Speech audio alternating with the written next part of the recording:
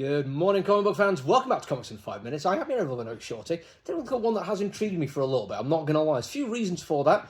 Mr. Terrific Year 1. It's a character which I don't really know that much about, which is always a good thing for me. I've said repeatedly, I'd much rather read something like a brand new IP or something ideally from an indie company rather than just like the latest Superman or the latest Spider-Man issue 1s that they're putting out because there's a character to sell some books. Mr. Terrific, don't know enough about, and I'm kind of glad that I've checked some names. These are crazy, I'm not familiar with either. Al Letson and Valentin Landro, apologies, that took me far too many attempts, actually putting together a comic book which intrigued me. There's a few things I do know about Mr. Terrific is just from very basic interactions. I think probably the biggest one would have been the Tom King Strange Adventures, and yes, big surprise, I read Tom King books. But it was a good call to put him in that one. I think if you're going to have somebody try to claim their innocence in a situation which is like white supremacy, white saviour, settler colonialist kind of stuff, hiring Mr. Terrific, brilliant move. I feel like it was a fantastic way to deal with the issue, and I found myself kind of enjoying like whenever he was on the page. Now, with him being one of the bigger characters that's going to be in the new Superman movie, I can totally see why DC would put some time and effort into putting out a good comic book with him, especially going something like a Year 1.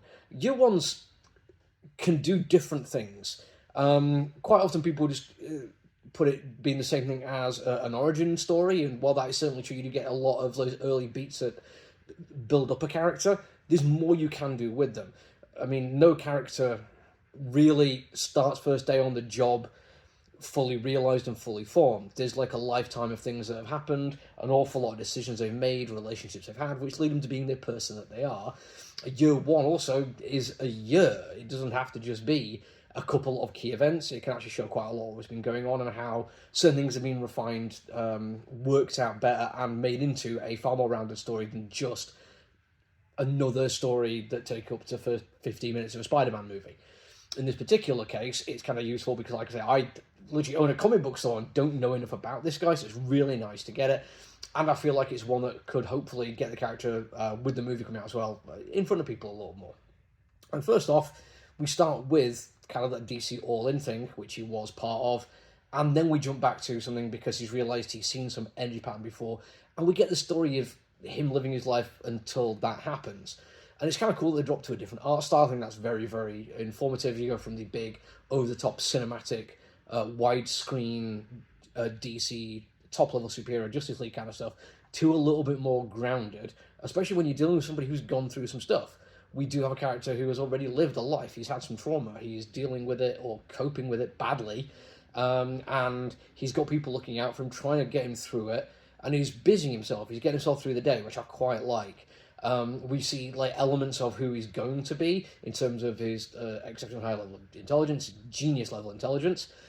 He's already been creating things, sometimes usefully, sometimes because people have asked him to, but those always seem to be the half-finished jobs, the ones that he's doing because it's expected of him. But a really nice character beat is it's stuff that people never even asked him for, people don't even know he's working on, that he's doing because it is a distraction. It keeps his brain functioning in the way he wants it to, which reminds me of the rather wonderful Adventures of Barry Windsor Genius and what would have happened if he stopped thinking, stopped calculating. In a way, I think I see a little bit of that in Mr. Terrific. He is basically getting through the day by keeping his mind busy, and he gets criticised for not really going out and interacting, but those are times when his mind would have that chance to dwell, which he really doesn't want.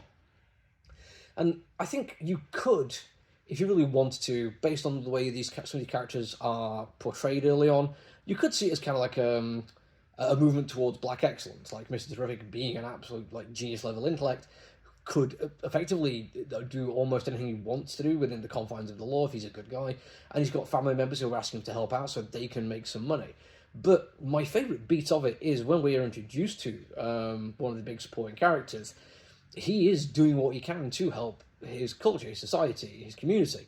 He is taking risks, he's taking stuff from Mr. Terrific, and he's using them to take down a corporation led by hyper-capitalists who are absolutely taking advantage of the freedom to get away with what they want to the detriment of the community that he's in.